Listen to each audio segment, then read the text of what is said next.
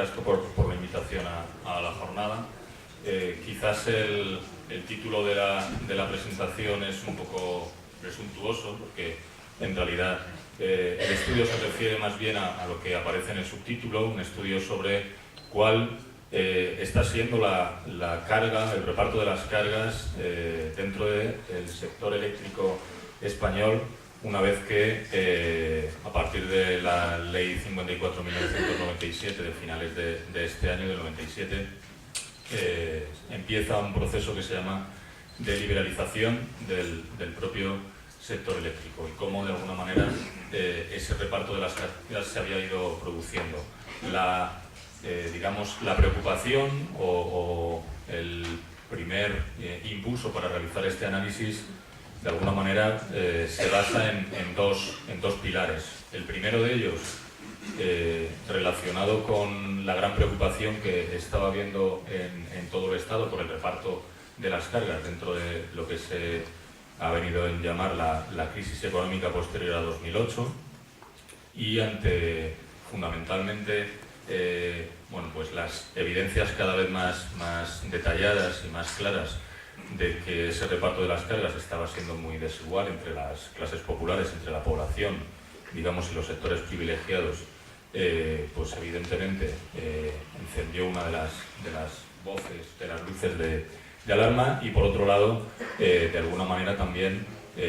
más relacionado con el sector eléctrico, como cada mes o cada 2 meses en nuestras casas recibíamos unas facturas cada vez más altas, sobre todo en los últimos tiempos, donde además hemos estado mirando con más lupa este tipo de gastos, digamos,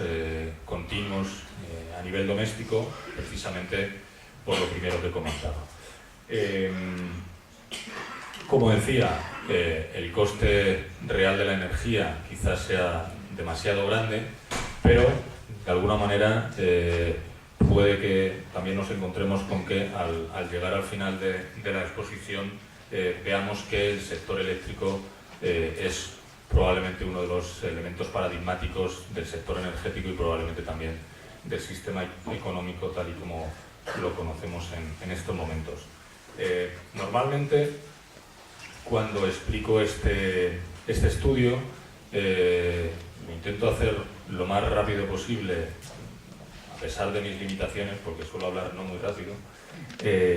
y luego propongo, y espero que aceptéis la propuesta, propongo establecer pues un turno de réplicas, sugerencias, dudas y preguntas, porque, como veréis, tiene muchísimo contenido. Si me detengo yo primero en todo el contenido, probablemente se haga mucho más tedioso, y me parece mucho más interesante responder a las preocupaciones que pueda tener la gente que normalmente viene a escuchar, porque precisamente esto se hace para eso, para que de alguna manera sea quien acude, quien pueda ser satisfecho de sus preocupaciones, ¿no? El planteamiento general es este que aparece en la pantalla. La introducción es esto que estoy haciendo, o sea que no os preocupéis, esta parte ya la habremos pasado. En segundo lugar, con el número 1 estaría el marco teórico, luego el método de análisis. Estas dos partes, aunque puedan ser más metodológicas, parecen importantes para enmarcar todo lo que posteriormente se cuente. El objeto de análisis también en la misma línea. Estos 3 apartados espero no tardar mucho en contarlos, y las 2 partes más importantes, que son los resultados y las conclusiones y propuestas. La última parte de propuestas, probablemente en manera tradicional, es la que menos tiempo ocupa. Esperemos que en este caso sea al revés, porque le hemos además dedicado bastante esfuerzo al desarrollo de esta parte. Aquí se ha ido una imagen, bueno, da igual. El marco teórico se basa en 2 pilares nuevamente. En primer lugar, un enfoque de la economía siguiendo un poco la doctrina de la economía ecológica. Con esto, ¿qué quiero decir? Lo que quiero decir es que no solo nos centramos en el análisis en una visión de la economía productiva o economía real, como lo llaman la economía ecológica, o en la economía financiera, que últimamente ha cobrado muchísima más importancia en las últimas décadas. Como sabéis, la economía financiera es decenas de veces superior en cuanto a flujo monetario y volumen respecto a la economía real y productiva, y me imagino que en vuestra actividad sindical pues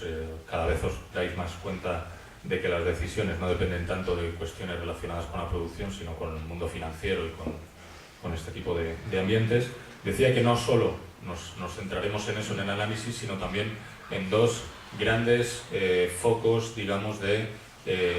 producción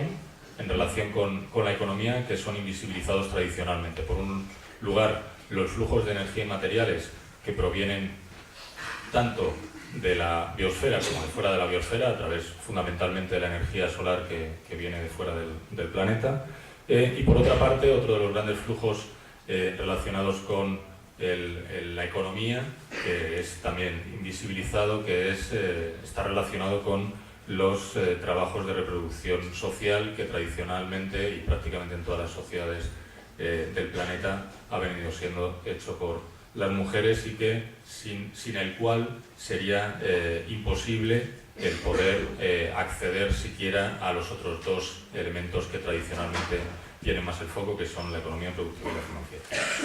En segundo lugar, el segundo foco, el segundo pilar, mejor dicho, del marco teórico es el que se refiere a la doctrina de la deuda ilegítima. Esto procede fundamentalmente de los procesos de análisis de la deuda fundamentalmente pública de hace décadas, de hace un par de décadas, fundamentalmente en Latinoamérica,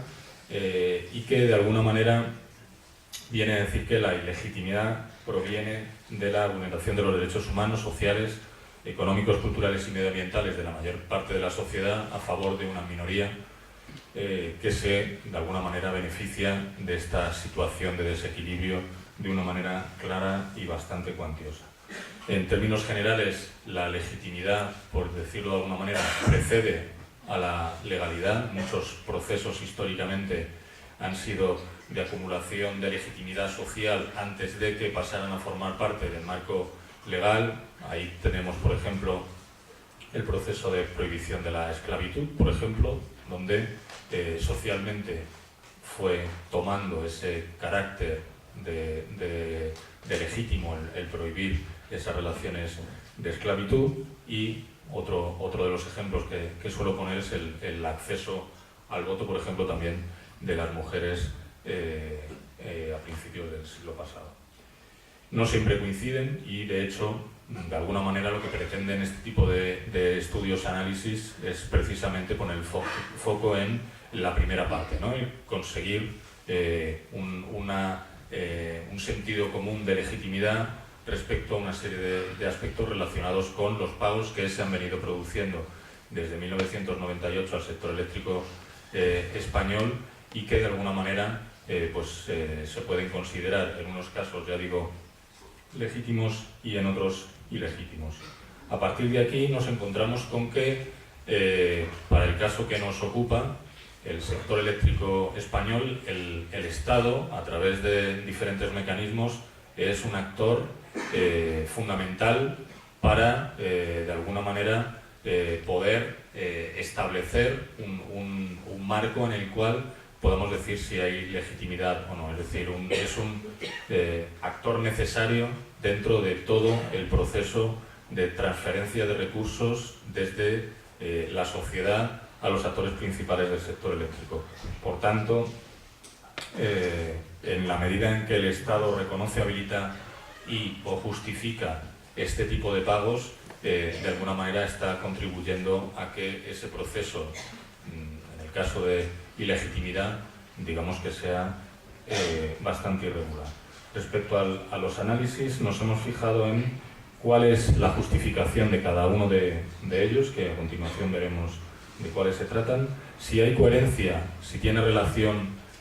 coherente la justificación que se da a nivel fundamentalmente legislativo o legal o normativo y los fines reales a los que se dedican ese tipo de pagos, la utilidad económica desde una concepción como la que comentaba anteriormente de cada uno de los pagos, y las condiciones en las que cada uno de ellos se instituyó.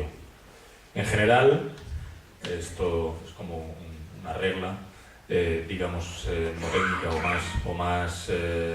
intuitiva. En general, consideramos que es legítimo aquello que responde a los intereses de la población e ilegítimo lo contrario. El objeto de análisis lo hemos fijado como los 3 niveles de la economía ecológica. En primer lugar, nos vamos a fijar en el más cercano, que es la economía real, la productiva, donde la tarifa eléctrica es el elemento fundamental según el cual se produce la transferencia de recursos, la transferencia de pagos entre la población y los sectores económicos no energéticos y el sector eléctrico. Aquí nos encontramos formalmente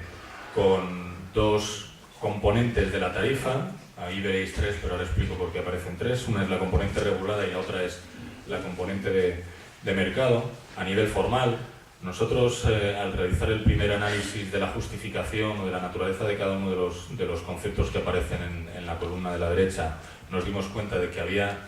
al menos 4 conceptos que no respondían a la definición estricta de la componente regulada o de la componente de mercado, y hicimos una nueva clasificación poniendo el original nombre de otros pagos, que como veis no nos hizo estallar la cabeza de originalidad, ¿no? Estos 4 conceptos son los que veis allí. Entre la componente regulada, como veis, algunas cosas son relativamente conocidas y otras no tanto, pero veis ahí la adquisición del régimen especial, es fundamentalmente de las renovables, las primas al régimen especial, básicamente es casi lo mismo, el transporte de electricidad en alta tensión, la distribución y comercialización de electricidad, todo lo relacionado con la industria nuclear, los organismos de gestión del sector eléctrico, etcétera, etcétera. Y los 4 pagos, digamos, que no terminan de encajar en la definición real de la componente regulada o la componente de mercado, son los que aparecen ahí: los pagos por capacidad, anteriormente garantía de potencia, el impuesto de la electricidad, que luego explicaré en qué condiciones, el contrato de interrumpibilidad y el alquiler de equipos de medida o los contadores. Y luego nos encontramos con la componente de mercado, que probablemente sea la más compleja, la que ha podido traer más atraer más la atención de los medios de comunicación y por tanto de la población. Y aquí nos encontramos con todo lo relacionado con la fijación del precio de electricidad en el mercado diario y cómo esto ha podido incurrir en lo que en inglés se llaman windfall profits, que es un término como muy extendido, que en la traducción al castellano podríamos establecer que son los beneficios caídos del cielo, unos beneficios extraordinarios. Y en segundo lugar, la subasta trimestral CESUR, que estuvo vigente desde la segunda mitad del año 2009 hasta precisamente el final de 2013, que es el final, o coincide, mejor dicho, casualmente con el final del estudio. Luego nos encontramos con el nivel financiero, donde, como decía, estaría la subasta CESUR, el déficit de tarifa por pagar, que luego explicaré en qué términos se realiza. Y en tercer lugar, lo relacionado con el nivel de la economía real, que es el que comentaba que normalmente no se suele analizar, que es el de la relación con la naturaleza y el trabajo humano, tanto en la fase de extracción como en la generación de electricidad. Bueno, después de esta larga introducción de qué queremos hablar y por qué, y en qué condiciones, pasamos sin solución de continuidad, como decía aquel, a los resultados. En lo relacionado con la tarifa, aparecen en la pantalla, de todos los conceptos que veíais en la columna de la derecha de 2 diapositivas atrás, los conceptos que se podrían considerar ilegítimos en función de los elementos de análisis que he nombrado anteriormente, o bien por la justificación, la coherencia, la utilidad económica o las condiciones en las que fueron instituidos, que ahora pasaré a explicar rápidamente.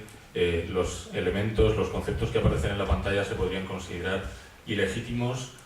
o al menos desde el punto de vista del estudio, se podrían considerar como objeto de debate de legitimidad a la sociedad en el caso de que se produjera una auditoría, digamos, ciudadana del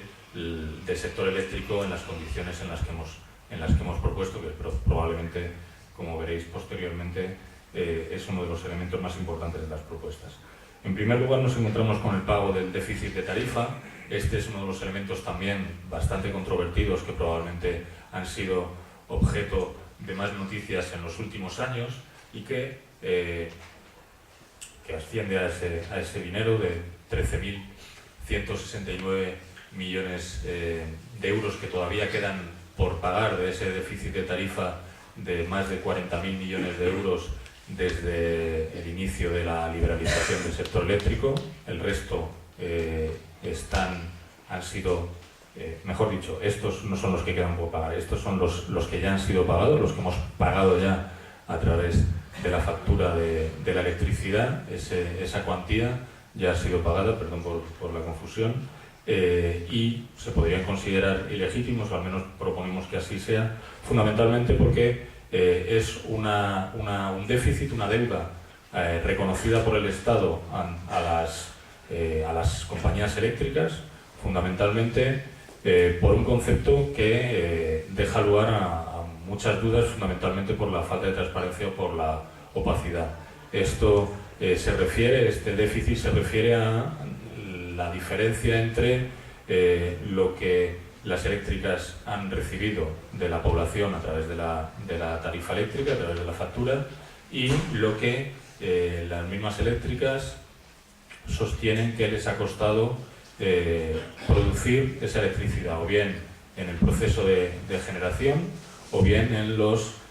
costes fijos o los peajes de acceso a esa producción, por llamarlo de alguna manera. Esa diferencia es lo que se conoce como el déficit de tarifa, y que, al no conocer el Estado de primera mano ni ningún actor independiente que no sean las compañías eléctricas, pues no parece muy serio que el Estado, que es el representante de la población, reconozca este tipo de deuda de la población respecto a las eléctricas cuando no tiene un control directo sobre los costes reales, tanto de producción como fijos, de las eléctricas en ese proceso. En segundo lugar, estaría todo relacionado con la industria del carbón, que fundamentalmente aquí el análisis hecho para considerar si podemos introducirlo en elementos de ilegitimidad es un balance entre los aspectos que podrían considerarse positivos y los negativos. Entre los positivos podríamos hablar probablemente de los relacionados con la fijación de puestos de trabajo o en una industria local asociada evidentemente a lo anterior,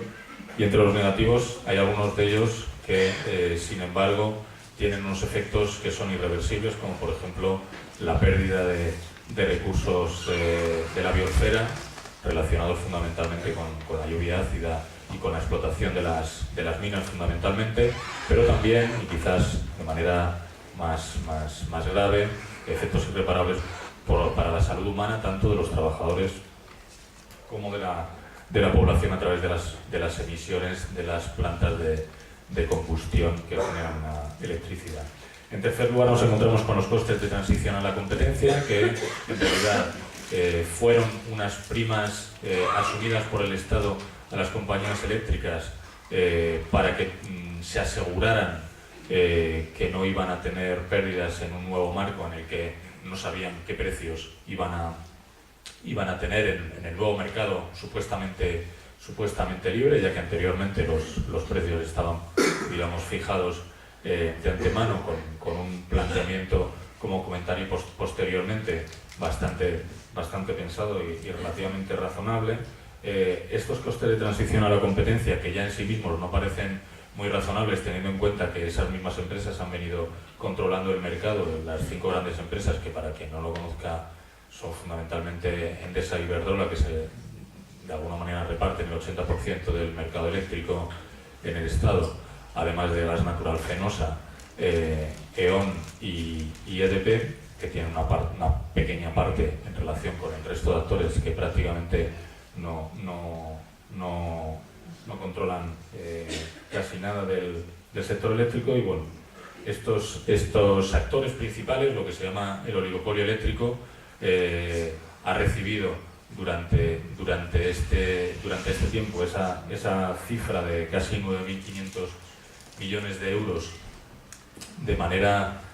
digamos, bastante irregular, teniendo en cuenta que la justificación de los costes de transición a la competencia era para evitar pérdidas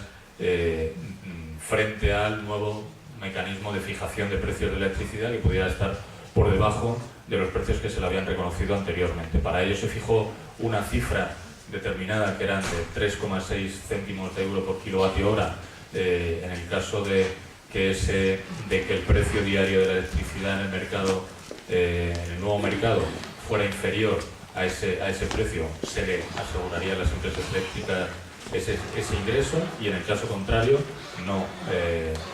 se percibiría nada por parte de las empresas eléctricas, y sin embargo ese dinero ha venido ingresando a las eléctricas independientemente de cuál fuera el precio de electricidad, que en muchos casos, en la mayor parte del tiempo, ha sido superior a ese límite. Luego nos encontramos con la energía nuclear, un negocio tremendamente lucrativo para las empresas promotoras, ya que únicamente entran en el mercado libre, entre comillas, en la única fase de todo el ciclo de la producción eléctrica nuclear, en la que produce ingresos. En la parte inicial de inversión y de construcción, como sabéis, fue subvencionada totalmente por el sector público, y la última parte, que es la más onerosa y además la más larga, que es la de la gestión de los residuos radiactivos de alta intensidad, fundamentalmente de alta actividad, también forma parte mayoritariamente de la carga al sector público, con lo cual si eso no es un pago, un coste ilegítimo, pues no sé qué podría ser, ¿no? Bueno, más allá de esto, para que también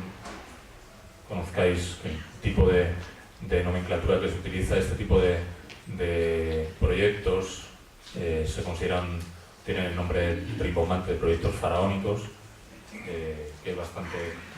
visual, por decirlo así, ¿no? Bastante llamativo. Respecto a los otros pagos que he comentado anteriormente, nos encontramos quizás con cosas bastante que llaman bastante la atención, ¿no? Por una parte, los pagos por capacidad y garantía de potencia, que fundamentalmente es una prima que de alguna manera ingresa, se transfiere a las empresas productoras de electricidad por hacer o bien inversiones en capacidad de generación, es decir, en plantas de generación, o bien tenerlas disponibles. La mayor parte de este tipo de pagos, que ascienden en todo el periodo a más de 15.600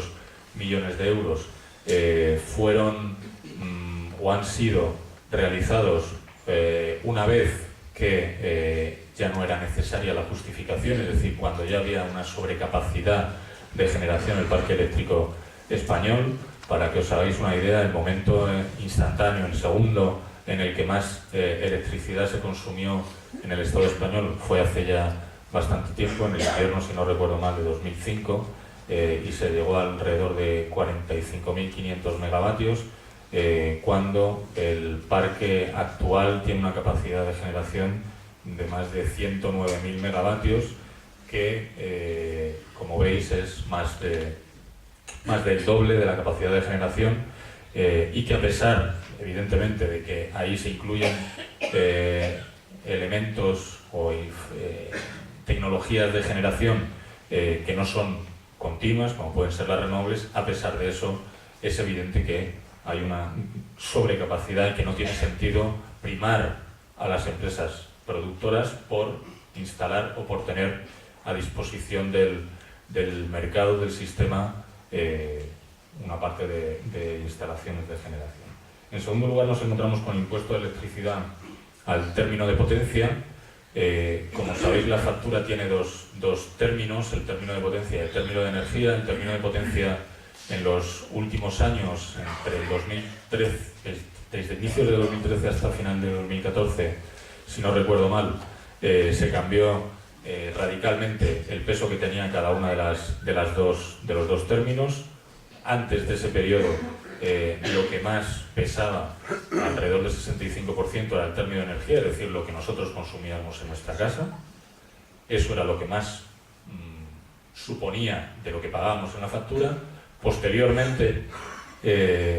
fundamentalmente a raíz de la reforma eléctrica desde el verano de 2013 hasta inicios de 2014, el Partido Popular cambia esa relación,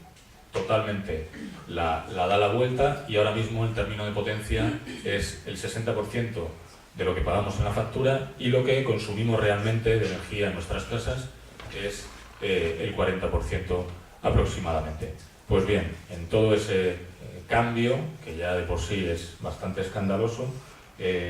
nos encontramos con que el impuesto de la electricidad, que es un impuesto especial que grava la producción de bienes, está aplicándose también al término de potencia, es decir, al término fijo, fundamentalmente la potencia que tenemos contratada en nuestra casa, que es, bueno, pues lo que nos asegura la compañía distribuidora que nos puede dar como máximo en un momento determinado de electricidad. Bueno, esto evidentemente no tiene mucha justificación, ya que un impuesto que debería gravar algo que está relacionado con la fabricación de bienes no tiene por qué gravar algo como relacionado con la capacidad para suministrar electricidad, independientemente de si se utiliza o no se utiliza. Además de eso, a este término se le aplica el IVA también de manera bastante injustificada. Los dos últimos relacionados con los otros pagos sería, en primer lugar, el contrato de interrumpibilidad, que no deja de ser una subvención encubierta por parte de los consumidores eléctricos a una parte del sector industrial, fundamentalmente grandes consumidores, y que curiosamente de esos 2.804 millones de euros del periodo, el 99% de esa cifra, es decir, 2.800 y algo, ha sido transferida fundamentalmente desde 2008 hasta 2013, es decir, con una clara intención de subvencionar indirectamente a unos sectores industriales que incluso en la prensa, si escarbáis un poco, podréis ver que algunas comunidades autónomas, algunos gobiernos de comunidades autónomas se han quejado ante la posible reducción de esa cuantía porque querían de alguna manera proteger a una serie de industrias determinadas. Y en último lugar nos encontramos con el alquiler de contadores. Esto es un expediente X, porque si alguien conoce o ha sido objeto de una revisión, calibración o cambio de contadores analógicos, no estoy hablando de los digitales ahora, que se están cambiando en muchos lugares, de los antiguos, es decir, si alguien ha recibido algún tipo de contraprestación por el pago que ha venido realizando por el alquiler de los equipos de medida, debería ser digno de estudio, porque no hay prácticamente nadie, por no decir nadie, que haya recibido ese servicio que nos han estado cobrando a la mayor parte de los usuarios durante pues, toda nuestra vida. Bueno, esta es la parte. Ahora os quiero frescos y frescas, porque es la parte más complicada y probablemente la novedosa. La anterior no deja de ser un ejercicio de, digamos, inmersión en una serie de documentos tremendamente aburridos, muy farragosos y a veces bastante complejos, pero no deja de ser una actividad, digamos, con poca destreza intelectual frente a lo que voy a comentar ahora. Este es el cálculo de los beneficios extraordinarios conseguidos por las empresas eléctricas propietarias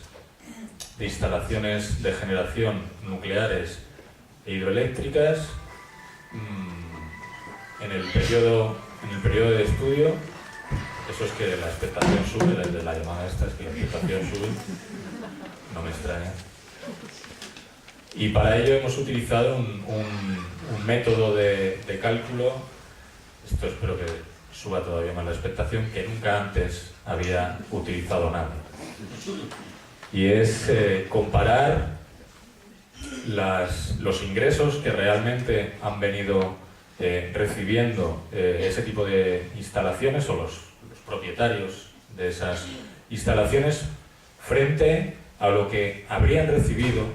esas mismas instalaciones en el caso de haber seguido vigente el método de cálculo que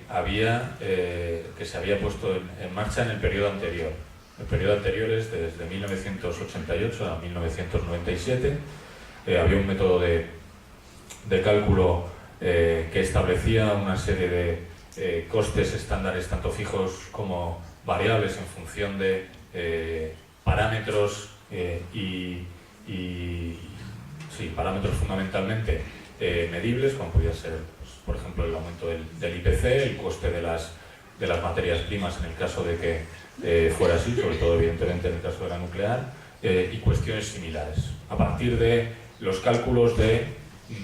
todos esos elementos relacionados con los costes estándares marcados por lo que el MLE es el marco legal estable, no es ningún partido político ni nada por el estilo, que es el método de cálculo que, como comentaba, estaba vigente anteriormente a la liberalización del finales del 97. Llegamos a la cifra que aparece en la pantalla y que, en el caso de haber seguido vigente, esas instalaciones habrían recibido alrededor de 48.573 millones de euros. ¿Cuánto han recibido realmente esas instalaciones debido al nuevo sistema de fijación de precios? Pues lo que han recibido es la otra cifra que aparece en la pantalla, que es de más de 70.760 millones de euros. La diferencia, 22.190 millones de euros, son lo que hemos transferido de más respecto a lo que el sistema eléctrico, el Estado, consideraba razonable entre 1988 y 1997. Era razonable porque estaba calculado que para cada una de las instalaciones se cubrían los costes de amortización, los de operación y una rentabilidad, unos beneficios razonables, y sin embargo, a partir del 98, esa remuneración o retribución razonable marcada por el Estado en el periodo anterior, sin embargo, aumentó para nosotros y nosotras en 22.190 millones de euros. Respecto al sector financiero, nos encontramos, como decía antes, con la subasta CESUR, que estuvo vigente, como decía, entre la segunda mitad de 2009 y finales de 2013. Termina cayendo porque el sector energético, el oligopolio eléctrico, intenta chantajear al gobierno, curiosamente del PP, a finales de 2013, en la última subasta que hay, y el gobierno del PP, de manera totalmente sorprendente, decide anularla de manera drástica al mes siguiente, y ahora nos encontramos con un sistema de fijación de precios bastante diferente al anterior. ¿Esto para qué servía? ¿Por qué se hacía esto fundamentalmente? Bueno, pues en la subasta esta participaban una serie de intermediarios financieros, fundamentalmente, que participaban en una subasta para adelantar a los generadores de electricidad el dinero que posteriormente ellos iban a ingresar a través de las tarifas. Ese dinero no era el mismo. En esa subasta se fijaba una cifra, un precio, que era el que finalmente nos iban a traspasar a nosotros a la tarifa, esos intermediarios iban a recibir ese precio, pero luego en el mercado diario a los generadores iba a salir otra cifra que era desconocida y que por tanto nadie sabía. Y que en la mayor parte de los casos, que es lo que aparece en la pantalla, en la gráfica de la pantalla, era inferior a lo que se había fijado en la subasta CESUR y por tanto nosotros como consumidores, como usuarios, teníamos que pagar a estos intermediarios. Es decir, estos intermediarios hacían negocio especulando con el precio de la electricidad que finalmente terminábamos pagando y que sin embargo transferían una parte a las empresas, a las instalaciones de producción. En los momentos en los que ese precio era beneficioso para ellos, es decir, lo que habían fijado, lo que pagamos nosotros en la tarifa era muy superior al precio que se marcaba en el mercado, que luego se transfería a los generadores, son los momentos que pasan por encima de la línea horizontal del cero, y en el caso contrario lo inferior. Ese sobrecoste es de 1.605 millones de euros en el periodo en que estuvo vigente y es aproximadamente del 12% superior a lo que marcaba el precio diario. Respecto al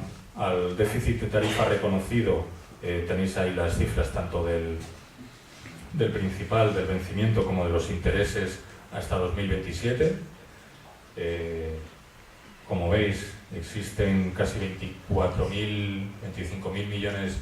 de euros todavía por pagar, tanto, ya digo, en el principal como en los intereses de ese déficit eléctrico, y si ya hemos considerado que el déficit en su generación es fraudulento porque no se conocen los costes reales y por tanto no se debería reconocer ese déficit, pues además la deuda, como podéis imaginar, podría considerarse todavía más ilegítima. Vamos terminando. Respecto a los resultados de la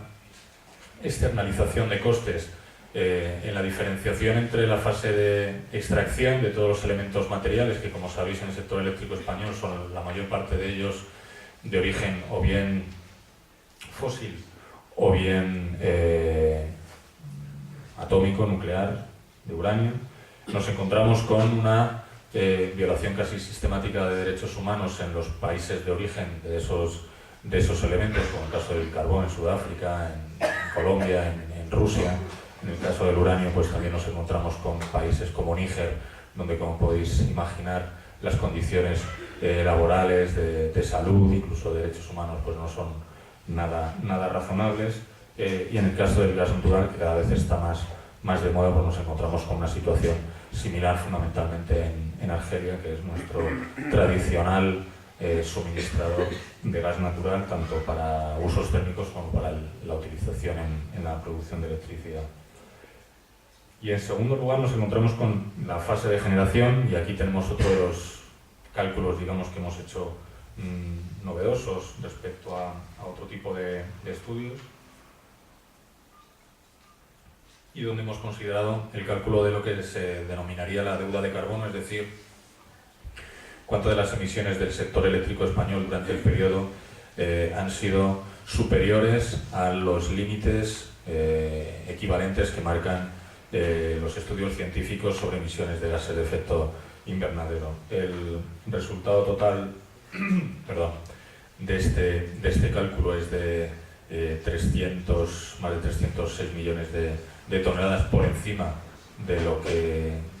se considera que no desestabilizaría el clima en el reparto equitativo de cada una de las cargas para cada uno de los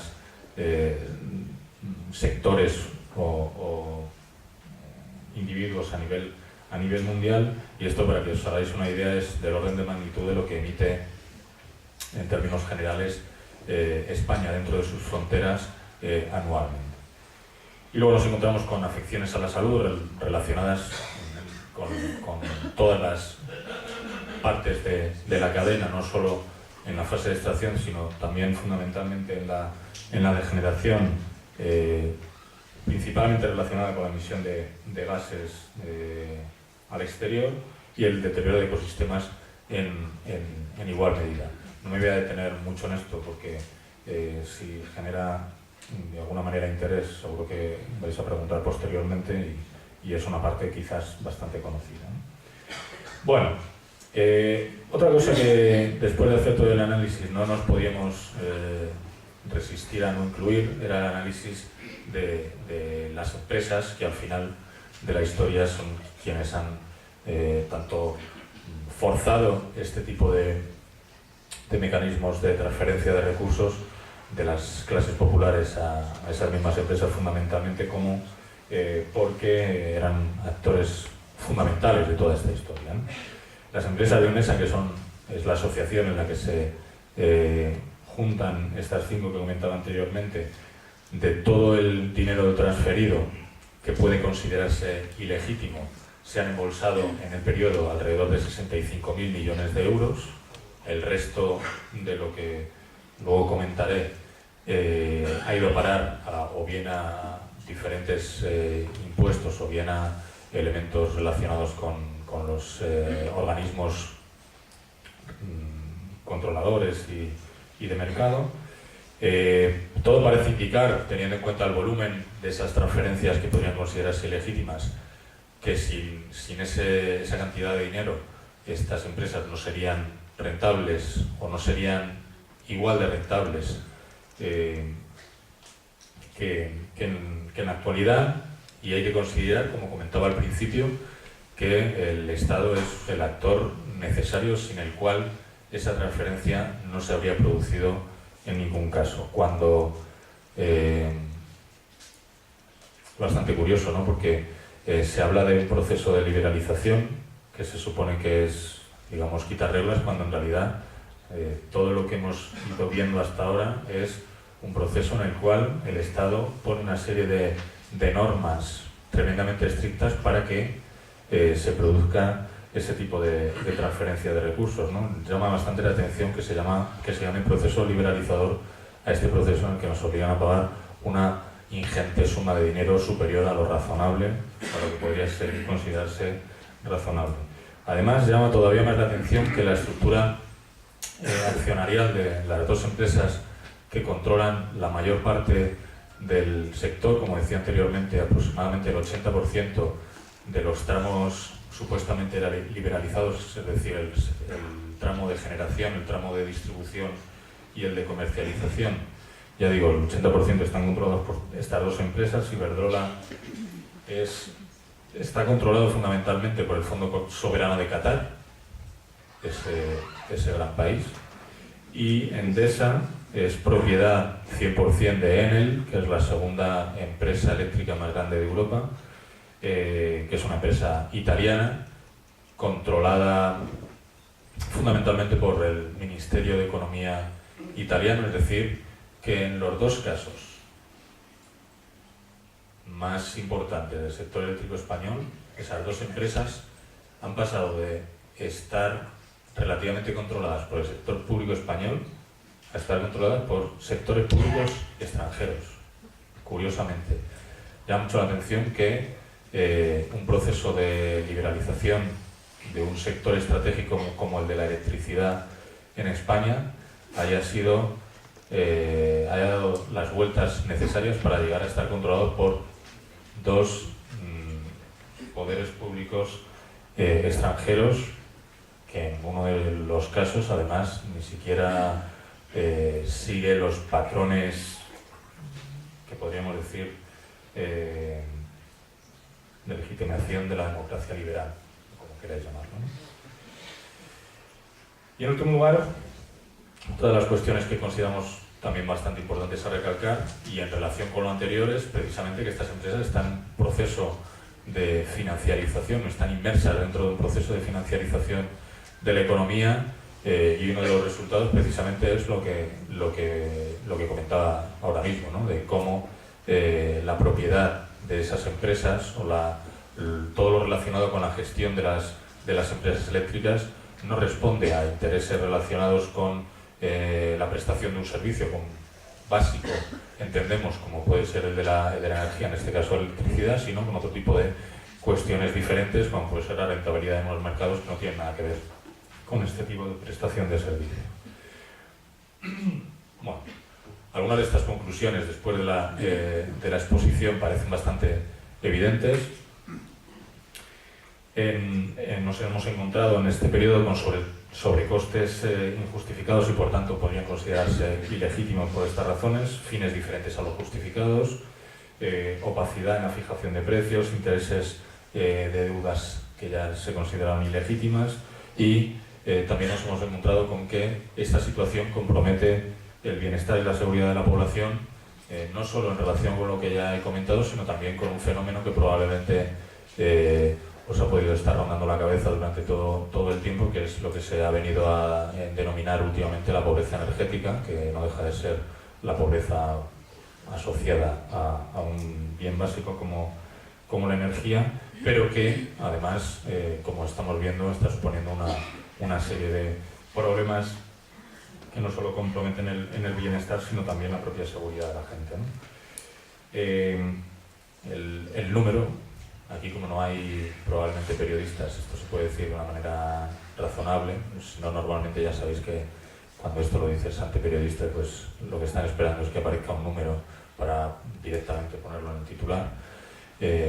Aproximadamente la estimación que hacemos de los pagos ilegítimos realizados por la población y el sector económico al sector eléctrico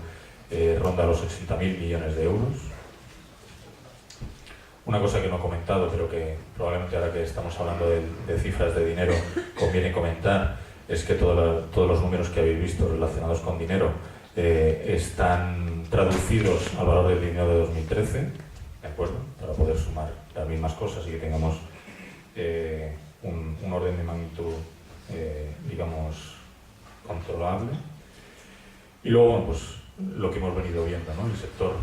eléctrico español no es sostenible ni ambiental, ni económica, ni financieramente. Y la opacidad y las desigualdades sociales que genera este tipo de situación al menos pone en el centro del debate la